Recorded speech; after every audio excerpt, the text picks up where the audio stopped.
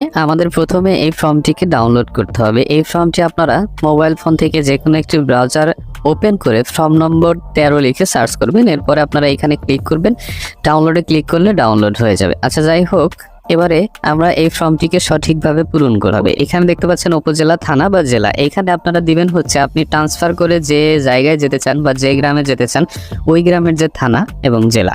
আচ্ছা, এরপর আবেদনকারীর নাম, যার আইডি কার্ডটি ট্রান্সফার হবে তার নামটি এখানে দিবেন।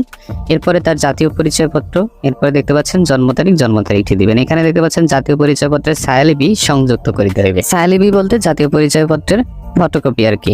আচ্ছা, এরপর বর্তমান তালিকাভুক্তি সংক্রান্ত তথ্যাদি, অর্থাৎ বর্তমান আপনি যে অঞ্চলের ভোটার সেই অঞ্চলের এই কয়েকটা তথ্য দিতে হবে। প্রথমত ভোটার নম্বর। আচ্ছা, ভোটার নম্বর, ভোটার এলাকার নাম এবং ভোটার এলাকার নম্বর, এটা নিয়ে অনেকের মধ্যে কনফিউশন আছে। আপনারা এই জিনিসটি কিভাবে জানবেন অনেকেই প্রশ্ন করে থাকেন, আর প্রশ্ন করবেন যেহেতু এই জিনিসটা কারো জানা নেই। আচ্ছা, আপনি এই জিনিসটা কয়েকটা ভাবে জানতে পারবেন। এক হচ্ছে আপনার উপজেলাতে যোগাযোগ করে জানতে পারবেন, আরেকটা হচ্ছে আপনি 105-এ কল করে জানতে পারবেন।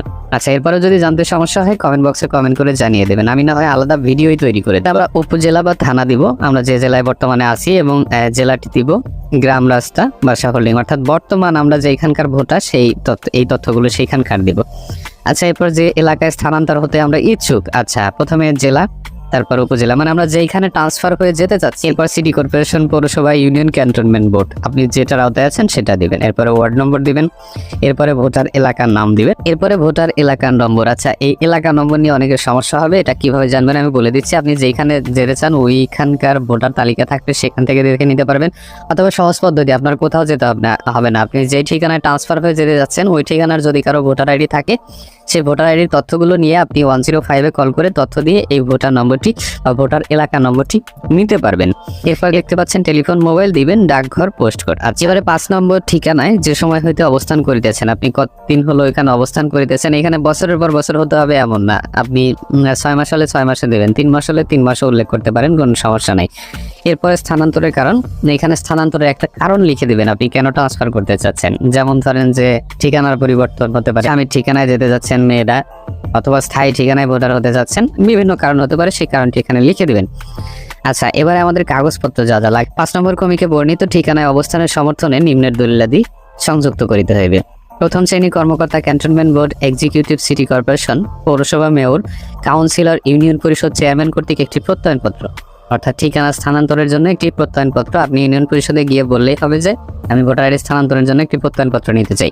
আর যদি আপনার জন্ম নিবন্ধন সনদ থাকে তাহলে এই প্রত্যয়নপত্রটি না হলেও চলবে। জন্ম নিবন্ধন না থাকে তাহলে অবশ্যই এই প্রত্যয়নপত্রটি কিন্তু আপনারা নেবেন। আর জন্ম নিবন্ধন থাকলেও যদি আপনার সম্ভব হয় প্রত্যয়নপত্রটি নেবেন, নয়তো কিছু কিছু উপজেলায় আছে ঝামেলা করতে পারে, অর্থাৎ জমা নাও নিতে পারে। এরপর ইউটিলিটি বিলের অনুলিপি যদি থাকে, বাড়ি ভাড়া, ট্যাক্স মানে ট্যাক্সের রসিদ আর কি যেটাকে বলে, এই কয়টা। আপনার জন্ম নিবন্ধন এখানে ম্যান্ডেটরি নয়, এই 3টা ডকুমেন্টস হলে চলবে, তবে যদি জন্ম নিবন্ধন থাকে তাহলে সেই ক্ষেত্রে সুবিধা হবে। আচ্ছা, এর সাথে যেটা করবেন চেয়ারম্যানের সনদ, মানে চেয়ারম্যান সার্টিফিকেট, যেটাকে নাগরিক সনদও বলা হয় থাকে, এই সনদটা সংযুক্ত করতে হবে। আচ্ছা, এখানে দেখতে পাচ্ছেন আবেদনকারী স্বাক্ষর বা টিপসই। আবেদনকারী মানে যে ট্রান্সফার হতে চায় সে স্বাক্ষর দিতে পারলে স্বাক্ষর দিবে, টিপসই দিতে পারলে টিপসই দিবে। এরপর আবেদনকারীকে শনাক্তকারী স্বাক্ষর। আচ্ছা, এখানে শনাক্ত করবেন হচ্ছে আপনার গ্রামের যে মেম্বার আছে, অথবা কাউন্সিলর আছে, অথবা চেয়ারম্যানকে দিয়েও আপনি শনাক্ত করাতে পারেন। যাই হোক, আপনার চেয়ারম্যানকে দিয়ে করানো ঠিক হবে না, আপনি আপনার মেম্বারকে দিয়ে করবেন। ওনার স্বাক্ষর, ওনার নাম, জাতীয় পরিচয়পত্র নম্বর এবং ঠিকানাটি লিখে দিতে হবে এখানে। আচ্ছা, আমাদের কিন্তু কাজ শেষ। এরপর আমরা কি করব, এইটা সহ এই যে কাগজপত্রগুলোর কথা এখানে বর্ণিত আছে, মানে বলা আছে, আমরা এই কাগজগুলো সংযুক্ত করে নিয়ে আমরা যেই ঠিকানায় ট্রান্সফার হয়ে যেতে চাই সেই ঠিকানার উপজেলা নির্বাচন কমিশনে জমা দিয়ে আসবো। আচ্ছা, জমা দিয়ে আসার পর খুব বেশি সময় লাগে না, সম্ভবত এখন কম সময় লাগে, 15-20 দিন, বা সর্বোচ্চ ঠিকানা পরিবর্তন বা স্থানান্তরের জন্য সর্বোচ্চ সীমা বেঁধে দেওয়া আছে 30 দিন।